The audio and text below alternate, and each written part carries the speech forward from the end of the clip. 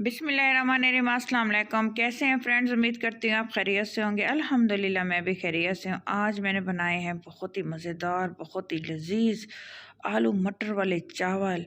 जब आप ये आलू मटर वाले चावल खाएंगे तो चिकन वाला पुलाव आप भूल जाएंगे। इतना मज़ेदार बना है, इतना लजीज बना है। आइए जी स्टार्ट करते हैं कि इनको मैंने किस तरीके से बनाए हैं। ये मैंने तकरीबन हाफ़ कप जो है इसमें ऑयल डाला है। ये समझ लें कि ये तकरीबन 100 ग्राम के करीब ऑयल है। और इसमें मैंने 2 मीडियम साइज़ के चॉप कर लिए हैं बारीक बारीक ऑनियन।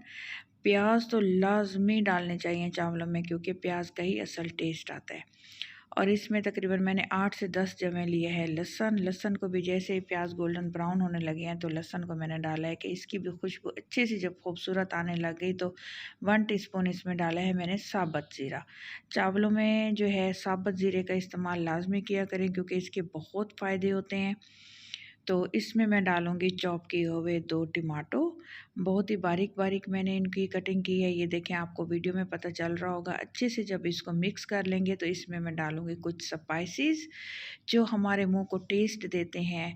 1 टीस्पून इसमें जाएगा भर के नमक, 1 टीस्पून कुटी हुई लाल मिर्च जाएगी, और 4 से 5 जो है हरी मिर्चें बिल्कुल बारीक मैंने चॉप की हैं।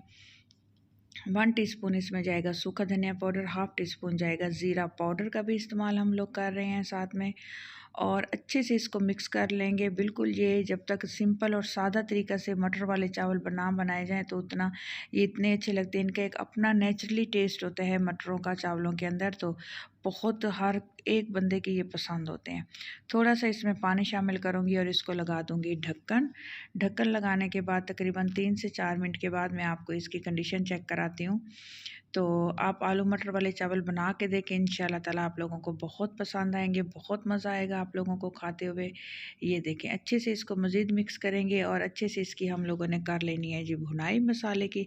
जैसे ही मसाला भुन जाएगा तो मैं आपको इसका आगे का प्रोसेस बताती हूँ कि मटर कैसे इसमें शामिल करने हैं, और आलू भी मैंने इसमें शामिल किए हैं, और किस तरह से मैंने इनकी कटिंग रखी है आलू की, और किस तरह से इनको शामिल किए।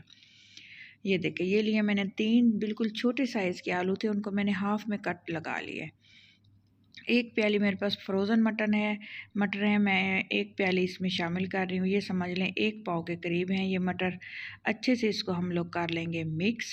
मसाले को भून लेंगे अच्छी तरह से, मटरों की भी भुनाई कर लेंगे और आलू की भी हम लोग कर लेंगे भुनाई अच्छे से। ये देखें, तकरीबन 3 से 4 मिनट मुझे लग गए थे इनकी अच्छी सी भुनाई करते हुए।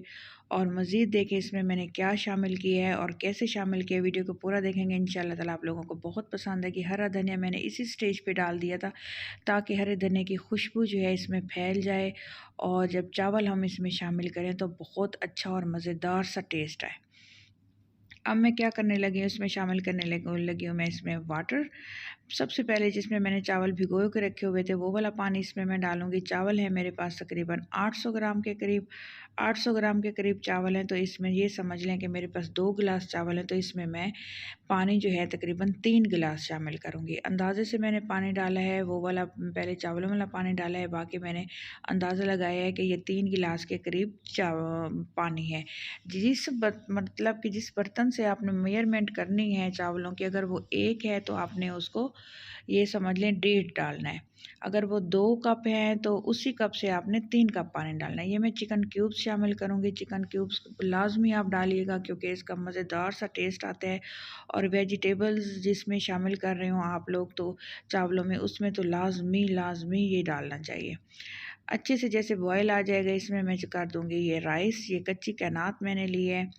ये देखें, जिसको आप रोस्टेड राइस भी बोलते हैं। ये देखें, अच्छे से इसको हम लोग कर लेंगे मिक्स। अभी फ्लेम मैंने हाई रखा हुआ है, आपने फ्लेम बिल्कुल लो नहीं करना। यहाँ पे लोग यही गलती करते हैं, फ्लेम लो कर देते हैं और चावल जो है खिलता नहीं है, और जो है बिल्कुल अच्छा सा फिर टूटना शुरू हो जाता है। अच्छे से ये देखें, बिल्कुल चावलों को खिलने देना है। ये देखें, खिलखिला रहे हैं चावल माशाल्लाह से। ये देखें, अच्छे से इसको मिक्स करते रहना है। और ये देखें, इसी स्टेज पे जब ये पानी अभी भी मज़ीद थोड़ा सा कम होगा तो फिर मैं जो है फ्लेम लो कर दूँगी। ये देखें, चावल जब पूरी तरह से खिल जाएगा इस तरह से। अभी आपने बिल्कुल फुल हाई फ्लेम रखनी है इस स्टेज पे, इसलिए मैं आपको दिखा रही हूँ ये कंडीशंस, क्योंकि 2-3 बातें होती हैं जो चावल बनाने में याद रखनी पड़ती हैं। तो कभी भी आपके चावल जो है टूटेंगे नहीं, और जो है खिला खिला हुआ पुलाव बनेगा मज़ेदार सा। ये देखें आलू भी अच्छे से गला हुआ था, तो मैंने कहा इसको मैं चेक कर लूँ।